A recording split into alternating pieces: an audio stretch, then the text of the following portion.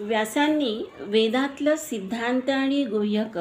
ही साध्या सोप्या सरळ भाषेमध्ये कथांच्या रूपाने पुराणांमध्ये मांडली आणि ते पुराणांची महाविद्या त्यांनी प्रथम त्यांच्या एका शिष्योत्तम त्याचं नाव सुतमुनी यांना त्यांनी सांगितली आणि ह्या सुतमुनींनी व्यासाने लिहिलेल्या सर्व पुराणांचा प्रचार आणि प्रसार केला, सर्व जनसामान्यांपर्यंत ती पोचवली आणि विशेषतः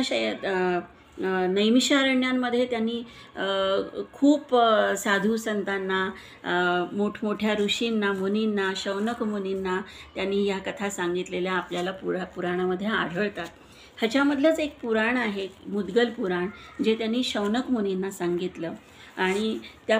मुद्गल पुराणाची सुरुवातच अशी आहे की दक्ष राजा जो प्रजापती आहे आणि त्याचा यज्ञ त्यांनी ज्याच्यामध्ये शिवाला बोलवलेलं नव्हतं, त्या शिवाने त्याचा यज्ञ उद्ध्वस्त केला आणि त्याचं शिर आणि धड वेगळं केलं आणि त्याच्यावरती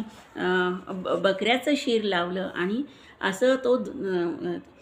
यज्ञ उद्ध्वस्त झाल्यानंतर उद्विग्न होऊन राजा दक्ष बसलेला आहे आणि विचार करतोय की आता हे पुढे कसं काय करायचं, कोणीही देवदेवता तिथे नाही आहेत. त्या